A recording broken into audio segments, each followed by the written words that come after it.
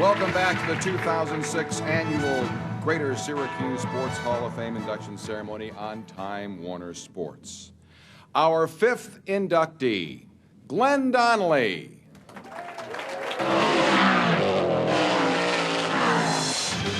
Super Dirt Week, Syracuse, the pinnacle of dirt racing.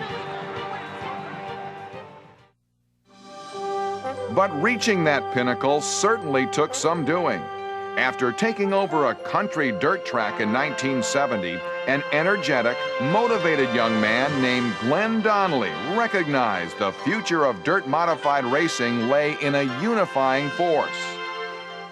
Sure, it was getting all these track operators from Flemington, Nazareth, Lebanon Valley, Orange County, getting them all in one room and just, hey guys, look, you're doing this and you're doing that, and none of us are helping each other, and everyone's got to change their cars around just to go and compete at your places.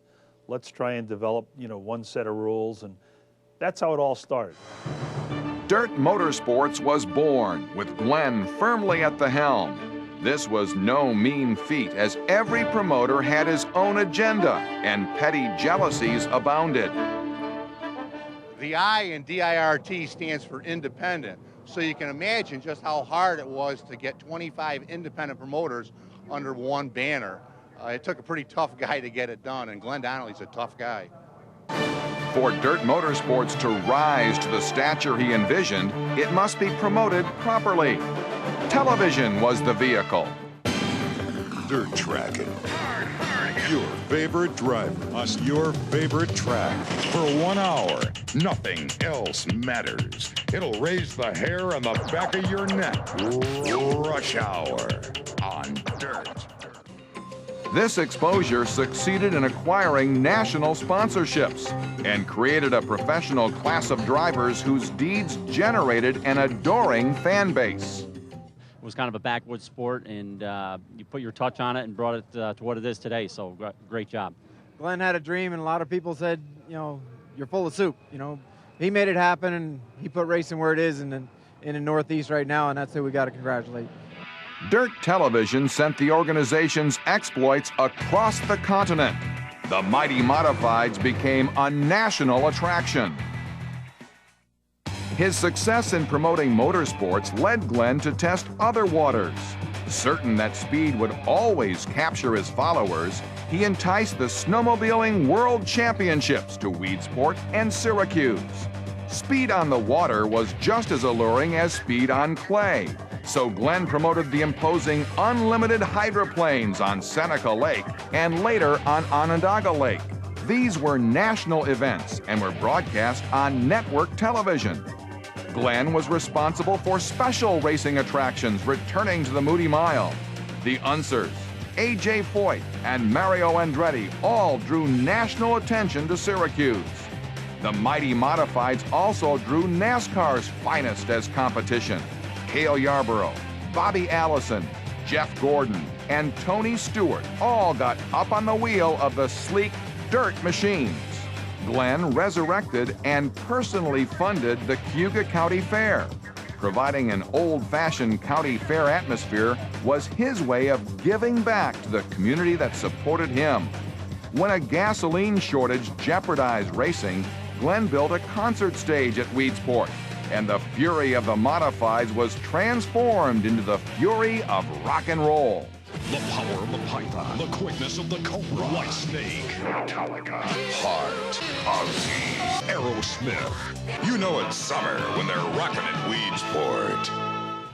To engender a sense of pride and celebrate dirt racing's storied past, Glenn built the DIRT Motorsports Hall of Fame in 1991. To imagine something like this was beyond my fondest dreams and aspirations, and I am very honored to be here and to be a charter member.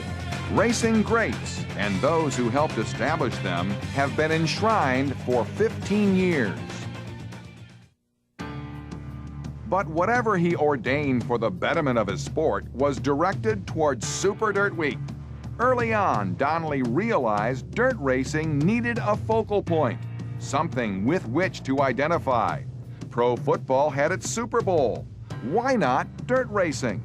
The mile track at the New York State Fairgrounds in Syracuse seemed the perfect site. Over the past 34 years, Super Dirt Week has acquired a mystique all its own. Glenn Donnelly is dirt racing, and it's kind of appropriate to be honoring him while we're at Syracuse today. And racing was something I loved, but something I'd never been involved in. And you gave me the encouragement, you gave me the direction along with all your guys. Glenn Donnelly, you took dirt track racing from barnyards right up to national recognition.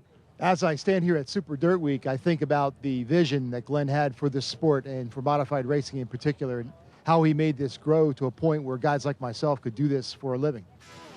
Super Dirt Week's history and tradition have become a measuring rod for greatness. Beyond providing a Valhalla for dirt racing, the economic benefits accruing there are enormous. An estimated weekly attendance of 125,000 race fans gather at the fairgrounds environs, supporting hotels, restaurants, convenience stores, every conceivable mercantile establishment. Although he has been individually honored with many national awards, Glenn has seen his role as that of caretaker of the sport. He's a visionary, an innovator, a crusader.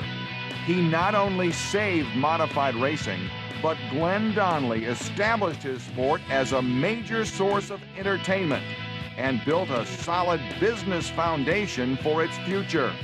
The Pied Piper of Weedsport whistled an irresistible tune and changed the world of dirt modified racing forever. The Greater Syracuse Sports Hall of Fame is proud to induct Glenn Donnelly, class of 2006.